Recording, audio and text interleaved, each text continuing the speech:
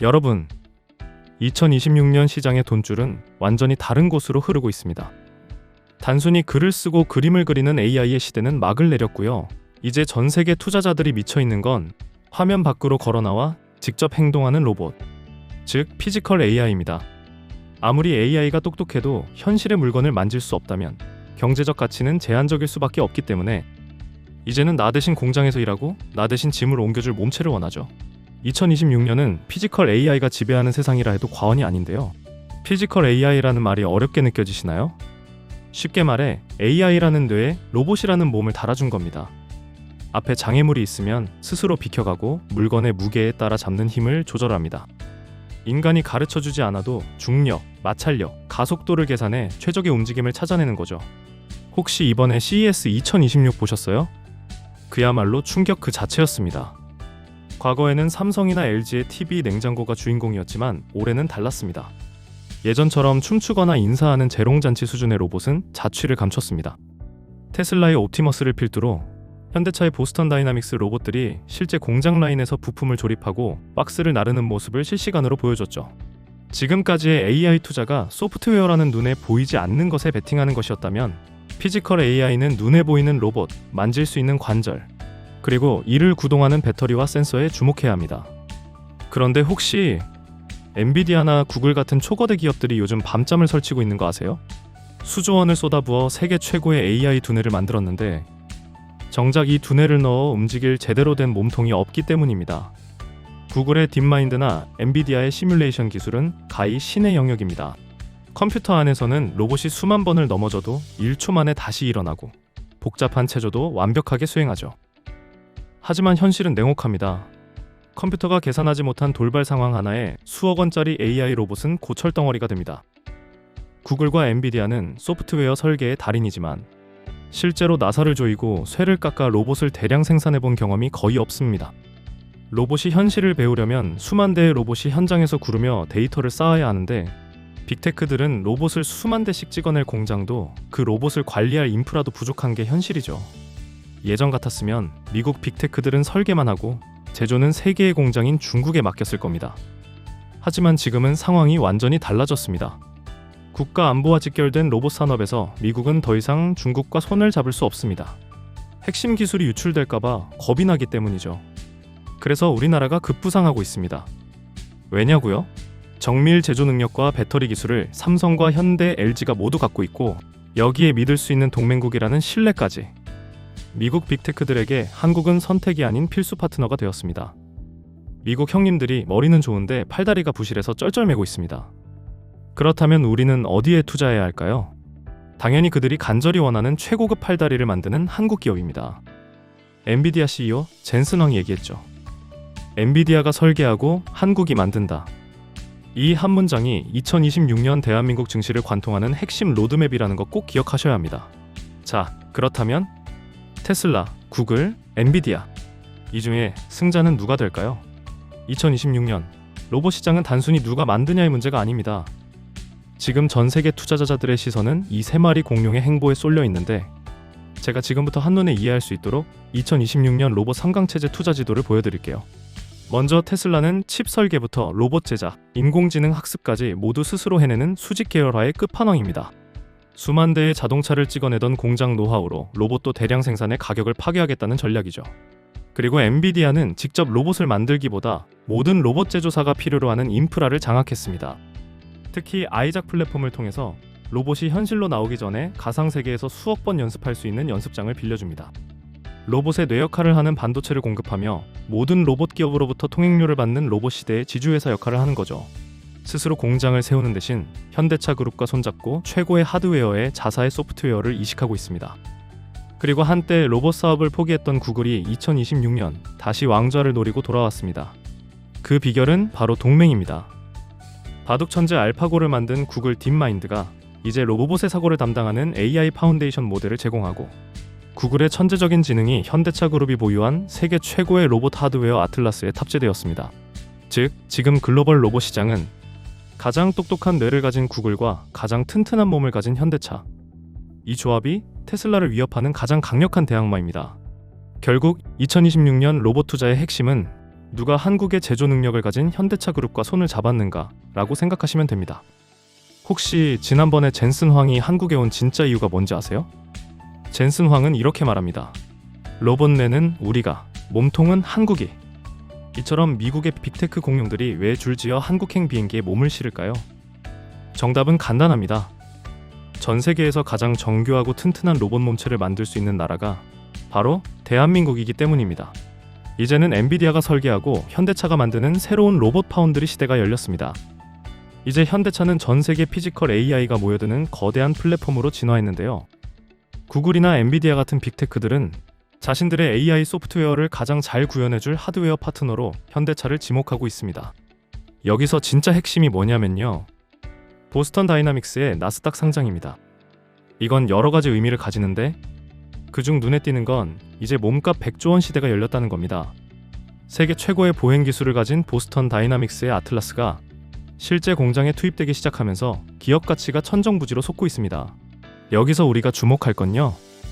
보스턴 다이나믹스가 상장하면 지분을 가진 현대차, 현대글로비스, 현대모비스는 앉아서 수조 원씩 재평가받게 된다는 겁니다. 즉 보스턴 다이나믹스라는 본체도 좋지만 현대차라는 대장주, 그리고 그 대장주에 납품하는 핵심 부품 협력사를 찾는 게 가성비 높은 투자 전략입니다. 왜냐면 이제 한국은 단순한 하드웨어 공급 국가가 아니라 미국 빅테크들과 함께 로봇의 미래를 설계하는 공동 설계자로 격상되었기 때문입니다. 일반 투자자는 로봇 완제품인 옵티머스나 아틀라스에 환호하지만 영리한 투자자는 그 속을 봅니다. 자동차가 잘 팔릴 때 타이어와 엔진 부품주가 폭등했듯이 로봇 시대에도 수익이 진짜로 남는 급소는 따로 있습니다. 미국 빅테크들이 로봇 부품에서 중국산을 빼라고 주문하면서 대량 생산 능력을 갖춘 한국의 이 두 기업이 유일한 대안으로 떠올랐습니다. 지금부터 제가 주목할 만한 국내 기업을 알려드릴게요. 먼저 로봇의 관절 역할을 하는 액추에이터 관련해서는 현대모비스와 HL만도를 보셔야 합니다. 원가 비중 1위에 제조 숙련도까지 높고요. 로봇의 눈과 피부를 담당하는 센서와 모듈 역할에서는 LG이노텍과 삼성전기를 봐야 합니다. 사업 다각화와 밸류에이션 리프팅이 투자 포인트입니다. 마지막으로 로봇의 기억을 담당하는 HBM과 메모리 관련해서는 삼성전자와 SK하이닉스를 보세요. 50배의 수요 폭증과 엄청난 기술 격차로 시장에서 대장주로 산업의 방향을 잡으니까요.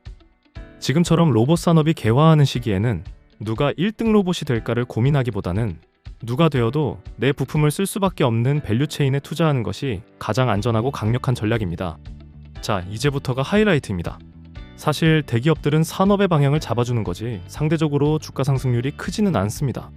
오히려 대기업들에게 납품하는 중소형주 협력사들의 상승폭이 훨씬 크죠. 그래서 지금부터는 수많은 협력사 중에서 투자자들이 가장 주목하고 있는 기업이 어딘지 살펴볼 테니 꼭 영상 끝까지 시청해주세요. 여기서 잠깐만요. 오늘의 기업을 공개하기 전에 저희 채널에서 진행하고 있는 프로젝트에 대해 알려드릴게요. 우리 소중한 구독자분들을 위해 월간 투자 릴레이 프로젝트를 진행 중입니다. 매월 릴레이 방식으로 한 기업씩 소개해드리고 있는 프로젝트인데 소개해드린 기업이 목표가에 도달하면 새로운 기업을 바로 또 소개해드리는 방식이죠. 100% 무료로 이렇게 기업명, 목표가, 비중, 핵심 자료까지 자세히 받아보실 수 있습니다. 구독자분들을 위한 프로젝트니까 구독 버튼 먼저 눌러주시고요. 여기 제 개인 번호가 있습니다. 화면에 보이는 번호로 신청이라고 두 글자만 지금 바로 문자 보내주시면 100% 무료로 참여하실 수 있습니다. 선착순 100명 한정이니 서두르셔야 합니다. 그리고 영상 밑에 더보기 버튼을 누르면 이 신청 링크로 편하게 저에게 문자를 보낼 수 있으니까 지금 바로 신청해 주시고요. 끝까지 집중해서 시청해 주세요.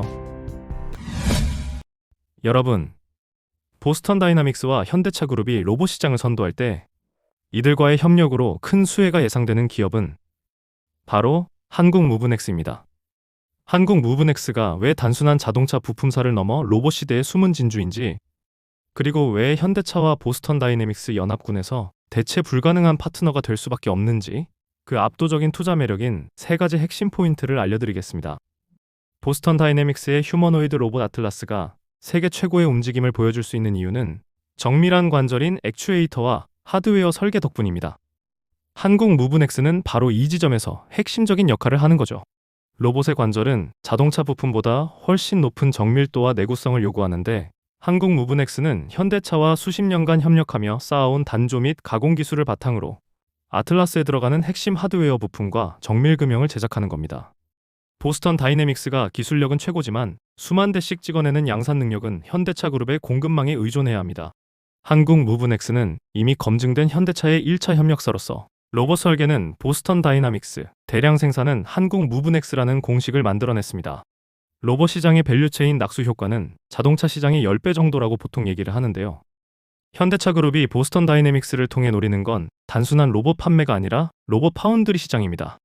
구글이나 엔비디아가 로봇을 만들고 싶을 때 현대차의 생산을 맡기면 그 로봇의 몸체는 한국 무브넥스의 공장에서 시작될 가능성이 매우 높습니다. 이는 현대차 전용 부품 공급을 넘어 전 세계 로봇 시장 전체로 고객사가 확장되는 엄청난 기회라 할 수 있는데요. 기존 내연기관 부품은 이익률이 낮았지만 로봇용 정밀 부품은 고부가가치 제품입니다. 같은 양을 팔아도 로봇 부품에서 발생하는 이익이 훨씬 크기 때문에 올해를 기점으로 한국 무브넥스의 영업이익 체질 자체가 완전히 바뀔 퀀텀 점프가 예상되고 있습니다.